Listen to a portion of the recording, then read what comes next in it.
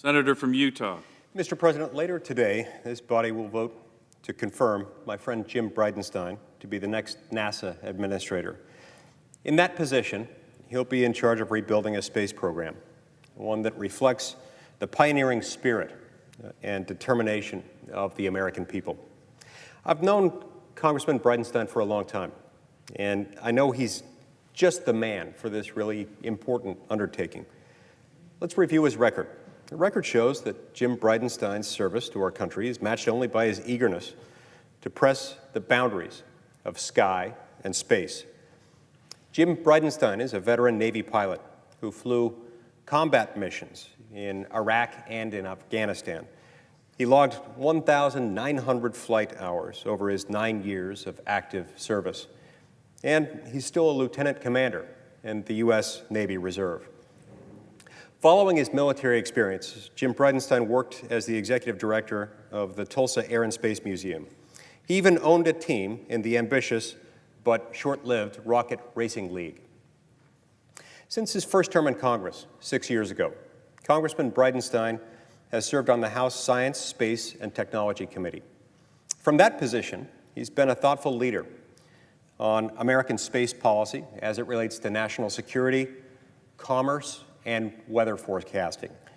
The name of his latest bill on these subjects speaks to Jim Bridenstine's ambitious vision for the future, the American Space Renaissance Act. If ever there were a need for a renaissance in space, it's now. Because who can deny that ever since Neil Armstrong's fateful one small step in 1969, America has, in some respects, been retreating from space. Just 12 years separate the start of the space race from man's first footfall on the moon. And it's been almost 50 years since then, and it's unclear that we could go back to the moon if we wanted to in a short period of time. As Vice President Pence pointed out recently, we've not sent an American beyond low Earth orbit in 45 years. In a humiliating reversal of sorts, America now relies on Russia to carry our astronauts to the International Space Station because we shuttered our own space shuttle program in 2011.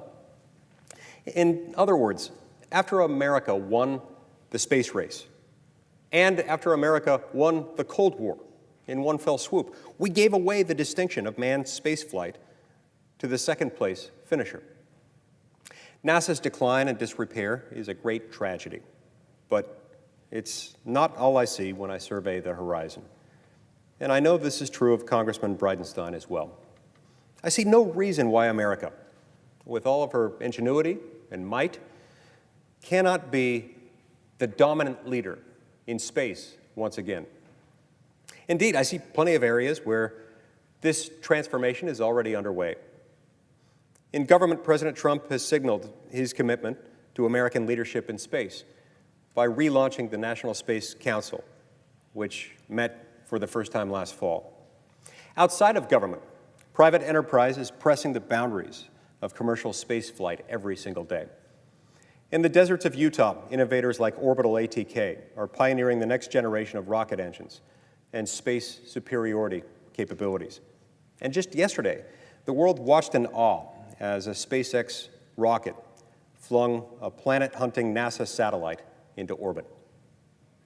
Its mission complete, the rocket booster piloted itself back to Earth for reuse, landing nimbly on a drone ship floating out in the Atlantic Ocean.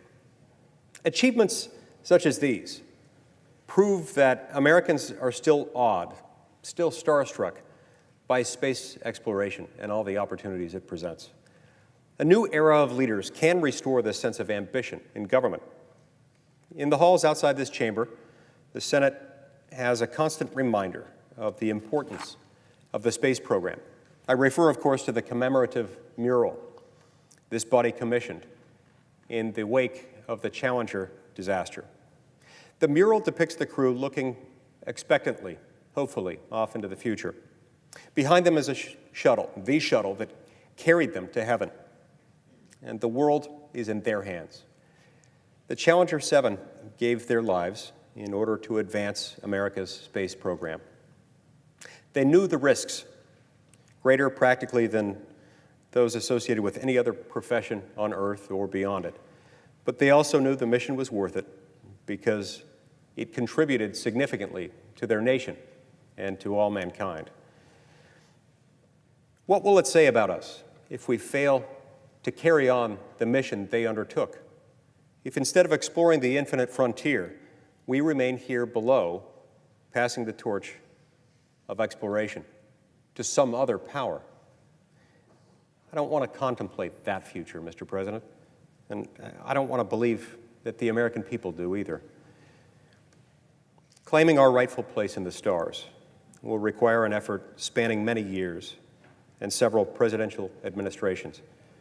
We can begin that undertaking today by confirming a leader with a remarkable record of service to our country, a vision for the American space program that is big, not small, and a genuine faith in his country that is as boundless as the heavens.